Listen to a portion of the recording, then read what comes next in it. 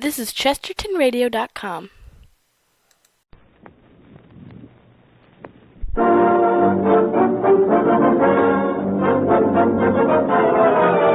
International Silver Company presents The Silver Theater, starring Myrna Loy in Debutante, directed by Conrad Nagel.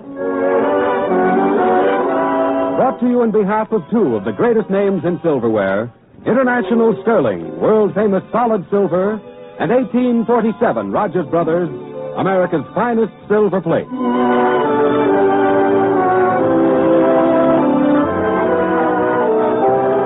Good afternoon, ladies and gentlemen. This is Conrad Nagel welcoming you to the 16th of a new series of Silver Theater dramatic productions. Next week and the week following, you'll hear James Stewart and Jane Bryan, and in future weeks, Andrea Leeds, John Garfield, Lee Tracy, and others. Today, we're proud to present Metro-Goldwyn-Mayer's brilliant star, Myrna Loy, with Elliott Lewis in Debutante, an original drama by Grover Jones and True Boardman.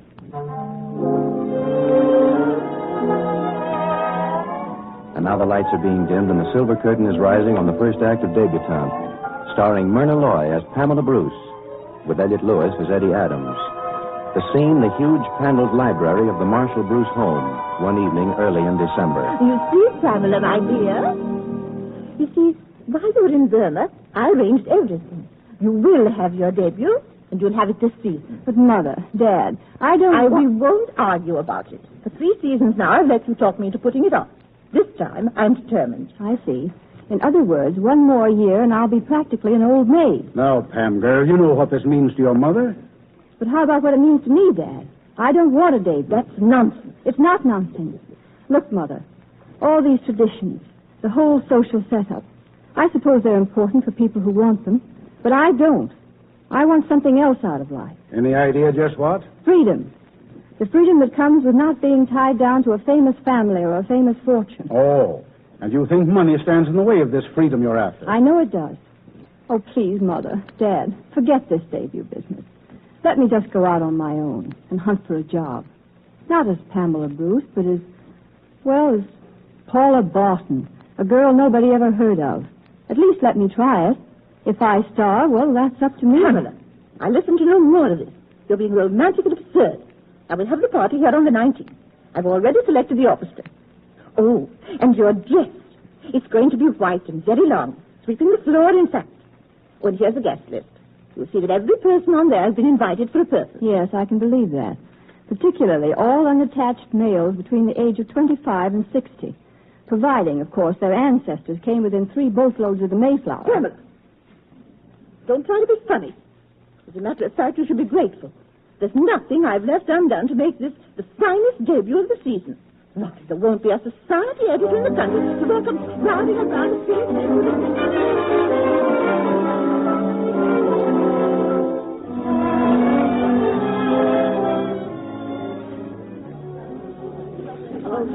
My daughter, Pamela. How do you do? Mr. Cartwright Jr., my daughter. How do you do? I wonder if I might have the pleasure of a dance later on, Miss Bruce. After the receiving, I mean. Of course, Mr. Cartwright. Shall we say the 9th? Thank you. Pamela, splendid. You know who the Cartwrights are. Not typhoid carriers. Pamela, no. They're copper people from Montana. How many more, Dad? I can't take this much longer. Stick with it, youngster. Well, I will if my feet hold out. They're killing me. Mine, too. Pamela, the chap just coming in. He's Boris Malakoff, the young composer, and practically nobility. Do be nice to him. All right, Mother. Mrs. Bruce, good evening. Mr. Malakoff, my daughter, Pamela. How do you Good evening. And my husband, Mr. Bruce, Mr. Malakoff. How do you do? Oh, I am enchanted, Miss Bruce. Could I perhaps steal you away for this one dance? There are, I know, others waiting to be presented, but could we not let them wait? Why, how delightfully nonconformist. Do, my darling. Oh, you are so very Thank kind. you, but I don't think I care to. Perhaps later, Mr. Malakoff. Of course, as you will, Miss Bruce. As you will. Pamela, why on earth? The one man of them all I hoped you'd be nice to. I couldn't dance with him. I've got my shoes off. Marshall. Pamela, how can you, after all? Because I'm tired. My feet are tired, and my arm's tired, and I'm tired. Pamela. Oh, Mrs. Bruce. He did arrive after all. Mrs. Bruce, Miss Pamela Bruce, Mr. Marshall Bruce. May I present Mr. Ronald Stevens? How do you do? So good of you to include me, Mrs. Bruce. I'm sure you've read Mr. Stevens' novel. Oh, of course. And on this trip over, he's also acting as special correspondent for the London Mail. The London Mail. Quite. In fact, I was wondering if I might have a bit of statement from you this evening, Miss Bruce. Well, I see no reason why Pamela shouldn't make a statement for the British press. No, Mother. Please. I have nothing to say. Oh, please, Miss Bruce, just a word or so. Your opinion of the importance of debuts such as this. That sort of thing. Don't ask me. Pamela, Please, of course you'll make a statement. I won't. Don't force me to, Mother. Or we'll both be sorry. Pamela, Easy, youngster. my daughter will make a statement, Mr. Stevens, and she'll make it now. Well, Pamela? All right, Mother. You asked for it. You can send this to your London paper, Mr. Stevens. What do I think of debuts like this? I hate them. I think they're stupid, inane, and deadly dull. Pamela! Do you know what this little get-together is really for? To find me a husband. Well, I don't want to find my husband by showing off how much money my father has. The man I'll love someday will come and find me wherever I am. And whether I've got $1 million or a dime won't make any difference. Bravo. Marshall! And here's the finale for your statement, Mr. Stevens. You can tell the readers of the London Mail that among the missing guests at Pamela Bruce's coming-out party was Pamela Bruce herself. Because at 11:30 she was fed up and tired and disgusted, and that she walked out on the assembled 400 and went home to bed. Good night. Pamela! Hey, Pam, you forgot your shoes. Pam!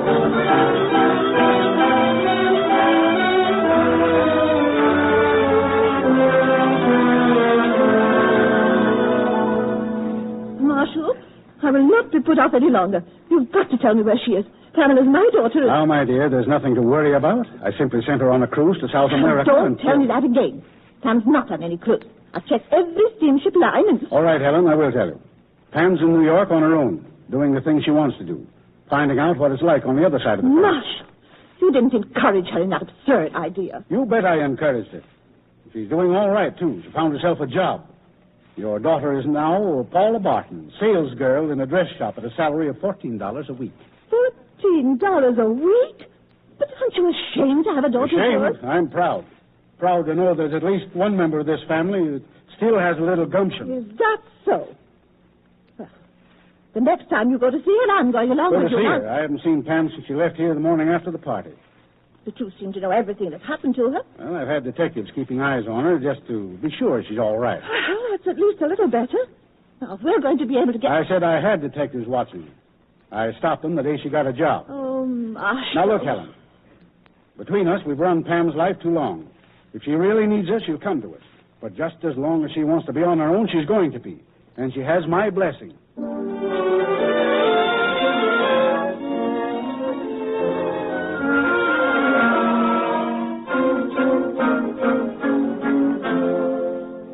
Well, now, this dress is something like it. But why you had to make me try on everything in the place to find it, I don't know. I'm glad you like it, madam. And don't you? Well, surely you agree that this looks better on me than that blue atrocity. We want you to be pleased. Young woman, I ask you a question. Do you still like the blue dress better? Well, I do think the blue one's in better taste. Horizontal stripes are all wrong for your type of figure. Young woman, are you trying to tell me how to dress? It's not that, madam. But when you ask my Don't opinion... try and deny it, young woman. Floor walker? I want the floor walker. Please, madam, don't. I'll get You fired. certainly will. Floor walker? But you don't understand. Yes, madam. Is there something I can do? There certainly is. This stupid sales girl of yours is there to insult me. I have been a customer of Martine's for 14 years, and I... Please, Mr. Adams, she Be misunderstood. quiet, young woman. You needn't lie. I've seen your kind before. Have you Just for a one minute, moment? madam. Do you want another sales girl? Another sales girl? No, but I certainly want this one discharged. She said this dress I chose, the only decent one that you have in stock, was in bad taste. And that Well, my she was figure- right. It is in bad taste. It's terrible, and it looks like a tent on you. If you want to know the truth, that's it. Well, Mr. Adams. Our sales girls' jobs are to help the customers, madam, not to be shouted at. If you don't like the service here, you'd better go someplace else. There's an awning store down in the next block. You might try there. Mr. Martine, this man here... Not a word, madame, I heard. Well, Mr. Adams, and you, young woman, what have you to say for yourselves? Please, Mr. Martin. I'll tell you what we've got to say. We quit. We wouldn't work in a store where there's a penalty for telling the truth. It just happens we believe in freedom, don't we, Miss Barton? I said, don't we, Miss Barton? Huh? Oh, sure we do. So you can take your ladies ready to wear extra large size for matron's department and... and throw it in the East River. Come on, you. Well, are you coming or aren't you? Sure I am. And Mr. Martin, what he said goes double for me. You can take the whole store and do what he said with it. What we want is freedom.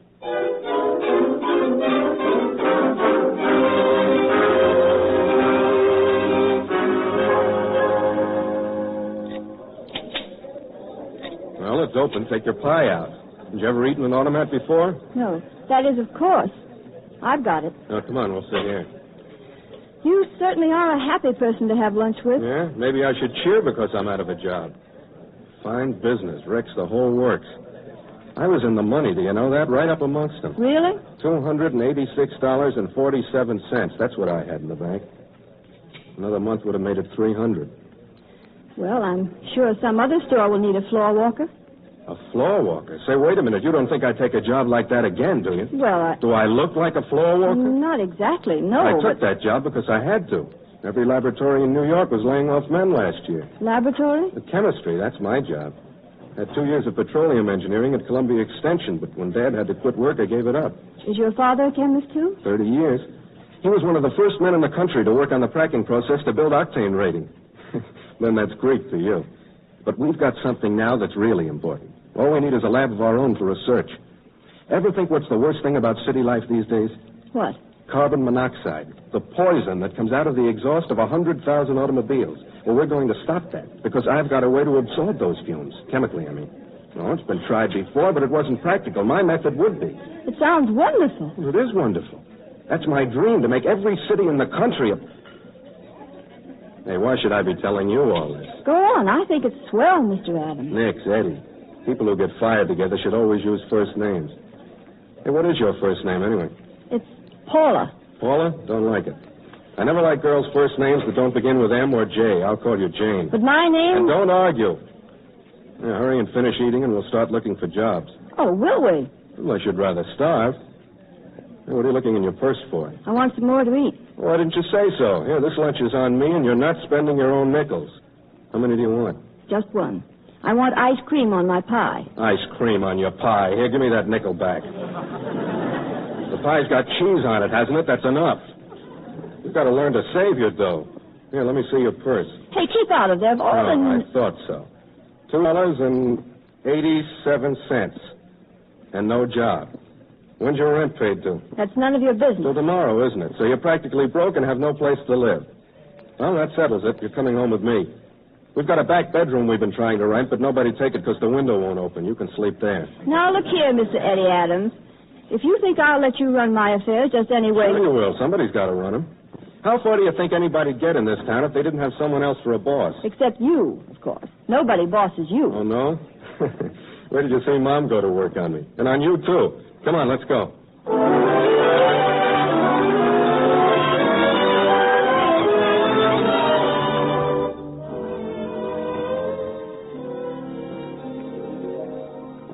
Stay, of course you'll stay. There's no argument about it. See, what did I tell you, Jane? Oh, I forgot, Mom. Her name's Paula, but I'm calling her Jane. But, Mrs. Adams, you don't understand. It's really my fault that Eddie lost his job. Nonsense. He's a hothead. He's going to Oh, hello, Dad. How do you feel? Did you see the doctor today? What did he say? About the same, Eddie. You still can't tell much. This is Paula Barton, Dad, the girl lady phoned about. She's going to stay with us. Oh, but Mrs. Adams, I can't impose on you. Impose nothing, Ma. You take the back room. You can pay $9 a week with board when you start back to work and help me with the dishes. Now it's all settled. Well... So you're not going to be bossed, huh? That's what you think. Come on, I'll show you your room. Now, Eddie, wait a minute. Huh? Paula, of course you don't have to stay if you don't want to. But if you do want to, you're more than welcome. You're swell to ask me. All of you. And I will say, I'd love to. I think this is just the place I've been looking for.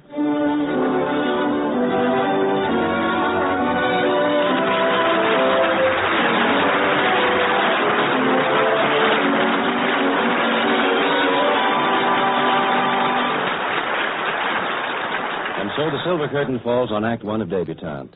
Before Myrna Loy and Elliot Lewis continue with Act Two, we'd like to offer a suggestion to you, the hostess. Jeweler's windows, perhaps on the dinner table of a friend. But I wonder how many of you know from your own experience how everlasting its rich, warm, lustrous beauty is. If you don't know, If you've never owned sterling silver, may I suggest that you visit your silverware dealer tomorrow, Monday, and talk with him? You'll be surprised at the things he can tell you. Pleasantly surprised. For you can get a complete service of exquisite solid silver, international sterling silver, on payment terms adapted especially to your income. Or you can start by getting one of International Sterling's lovely me-to-you sets and build your own solid silver service by adding a set a month. Now, these me-to-you sets come in a wide variety of patterns. Among them, the popular and lovely Enchantress. Look at all of them and make your choice. For when you see the grace and luster of International Sterling designs, when you realize that you can get a place setting for one person, 6 lovely pieces of solid silver for only $16.75, I know you will make a choice, that you'll resolve right then and there to own a complete service of solid silver by International Sterling.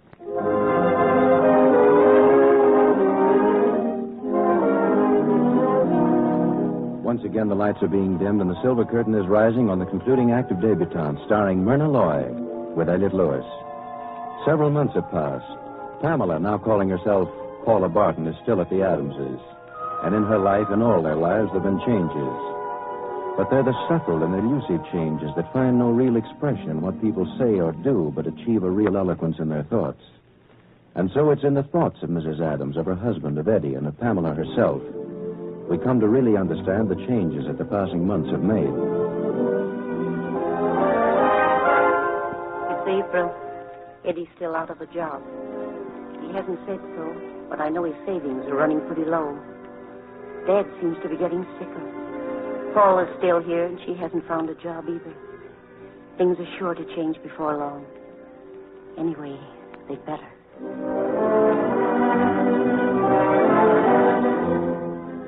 'It's early in May.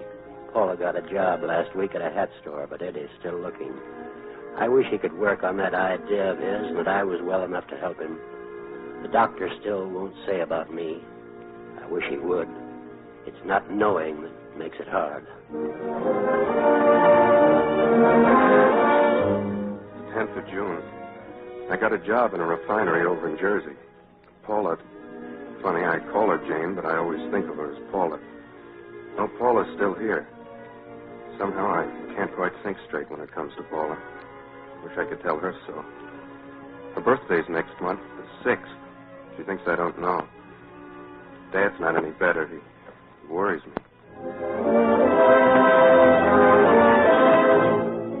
It's July 5th. I got a raise last week. One more, and Eddie and I, between us, will be making enough to... Why should I think things like that? Eddie hasn't said anything. And anyway, he's got to get that laboratory he wants. Besides, his dad is sicker all the time. It worries me. Tomorrow's my birthday, and Eddie doesn't know. I almost told him that he'd want to get me something, and I know he can't afford it. But gosh, I wish he would.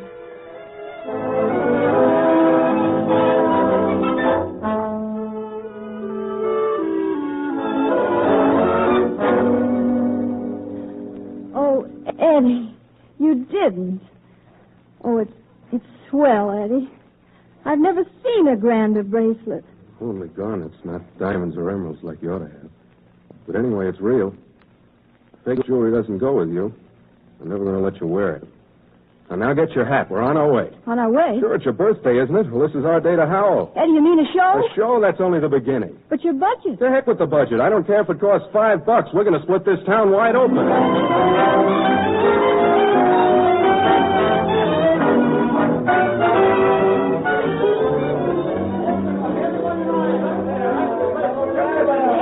Eddie, you're crazy.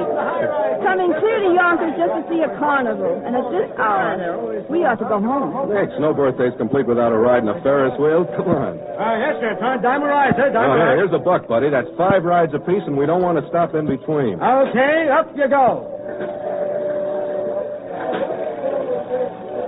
Oh, Eddie, you shouldn't have spent the money. But this was a grand idea. Oh, it's so cool up here. And look at the lights. And those ships out there in the river. Yeah.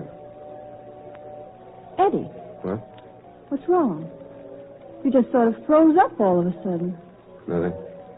It's not because I spent too much money. Oh, don't be a dope. You think I'd care if you spent $1 million if I had it? I guess you think I'm tight. Well, sure I am, because I've got to be. Because it's the one outside chance I've got to win, because... Oh, let's not talk about it. Let's do talk about it, Eddie. For what? Where will it get us? There's nothing I can say that you haven't already guessed. Why, I've got a rush of words inside me that have been killing me for months. What about me? Maybe I've got a rush of words I've kept inside, too. Suppose you have. What do they all add up to? We love each other, so that's great. That's where the fairy tale ends. So we get married and live happy forever after. Only we don't, because this isn't a fairy tale. We can't afford to get married. Are you sure, Eddie? What have I got to offer you? Suppose we left the folks. What's the most we could afford and take care of them, too? A room or a single apartment? Well, you're not a single apartment girl, and I know it. Oh, Janie, don't you see? You deserve a little house somewhere. Anyway, a flat big enough to breathe in. Well, we could get that later, darling. I'll still be working, too, you know. And there's another thing. Maybe it's old-fashioned to want kids. Well, then I'm old-fashioned. That's the way it is. No, we got to forget it, I tell you. All right, Eddie. After all, you know how much you love me. What's how much I love you got to do with it? Does loving you give me any more freedom to do the things I want to do? But you have freedom. Freedom, sure. Freedom to fight for every nickel. And money, that's the only kind of freedom that amounts to anything, and don't forget it. But money's nothing, Eddie. Nothing, huh? Have you any idea what we could do with $5,000? We could get married tomorrow. We could make a payment on a house somewhere. I could buy you some clothes, and I could get that lab I've always wanted. I could make every city in this country a cleaner, better place to live in. That's been my dream for 5 years, but... Oh, let's forget it. I love you, sure. If that's any satisfaction to you. I'm crazy about you. That's the end of it. But it isn't. Eddie Adams, if you won't propose to me... Eddie, we're going to get married. You're crazy. Sure I am. You've got a dream. Well, I'm going to share that dream, and you won't stop me. Why, you darn fool, I love you so much I'd marry you even if you were rich. What kind of sense does that make? It doesn't make any. We'll go to Greenwich tomorrow. Greenwich and spend $7 train fare? Nix. We'll get a license tomorrow, wait 5 days, and then go to the city hall in a taxi. I don't care if we walk. Oh, Eddie, darling. Oh, Paula, All right, wise guy. A fine inch of time you picked to stop this thing.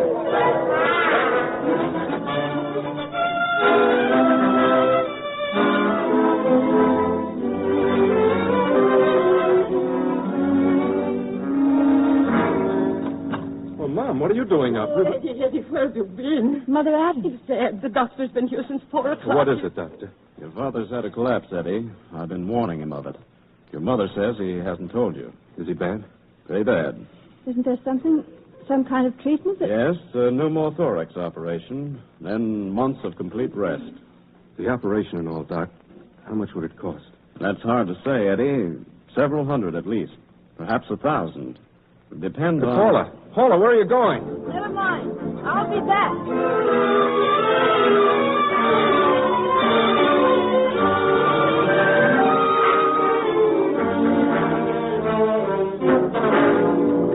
Oh, so here you are. You know, I've been looking for you since 4 this morning from one end of New York to the other. Where were you? What was the idea of... Hey, where's Dad? Your dad's gone, Eddie, and your mother with him. I had him taken to a hospital where they specialize in just the kind of operation he needs. Swell, and I pay for it with buttons. No. You pay for it with this. Huh?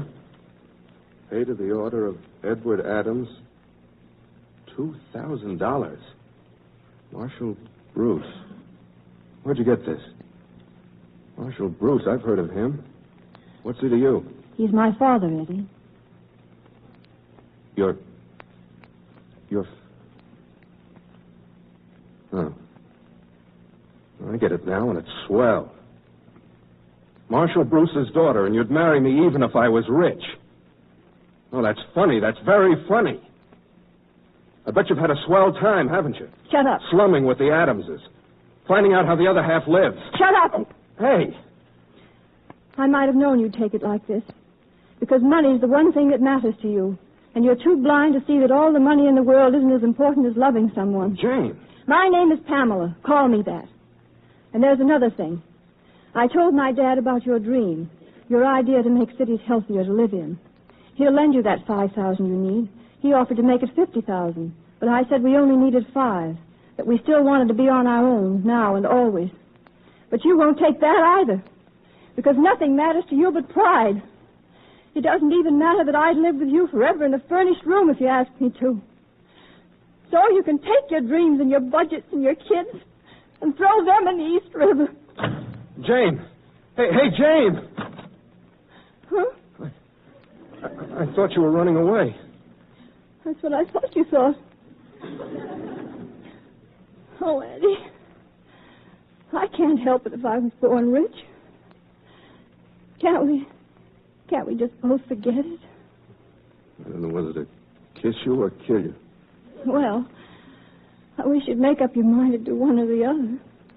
Oh, Jane, Paula, I mean Pamela. Will you just stop calling me names? Oh, Eddie. Darling.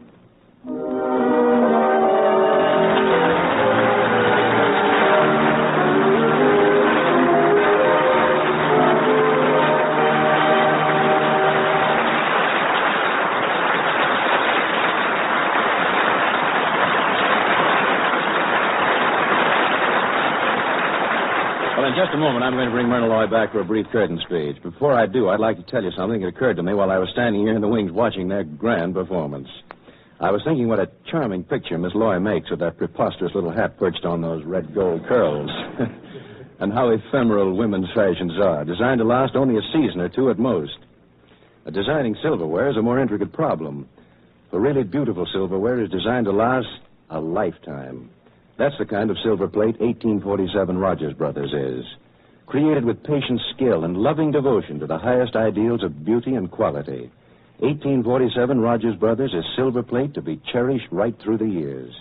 But since words are really inadequate to describe it, why not do this? Accept the invitation of John Conte. Ladies and gentlemen, why not visit your silverware dealer tomorrow and look at the Silver Theater set on display in the window? For this magnificent 62-piece service speaks eloquently for itself. A 62-piece service that can be yours for only $59.75. A saving of more than $14 over open stock price. You can get this stunning set in many different patterns, including the sensational and glamorous First Love. Let your silverware dealer show them to you. Let him tell you, too, how easily and conveniently you can become proud owner of America's finest silver plate. 1847 Rogers Brothers Silver Plate.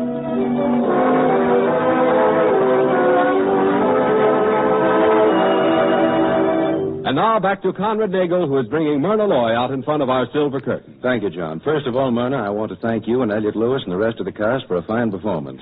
Then I'd like to have you meet our Silver Theater audience.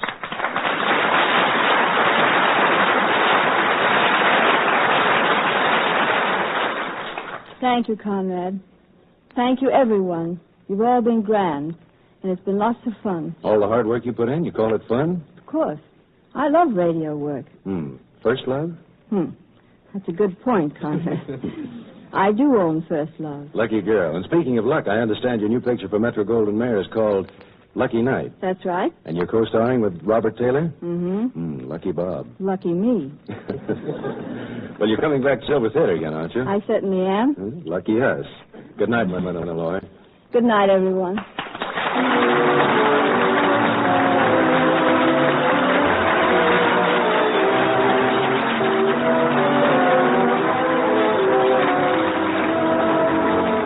Next week and the following week, Silver Theater will star James Stewart and Jane Bryan in another original drama by True Boardman and Grover Jones. Conrad Nagel will direct, and of course there'll be more original music scored and conducted by Felix Mills. In the meantime, if you want solid silver, you want international sterling. If you want silver plate, you want 1847 Rogers Brothers, both proudly created by International Silver Company. All incidents and characters in today's drama were entirely fictitious. Silver Theater originates at Columbia Square in Hollywood. John Conte speaking. This is the Columbia Broadcasting System.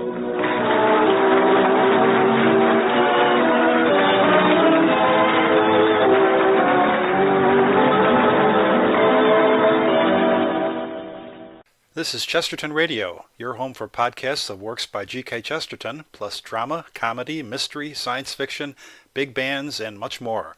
The soundtrack to your Chesterton day at chestertonradio.com.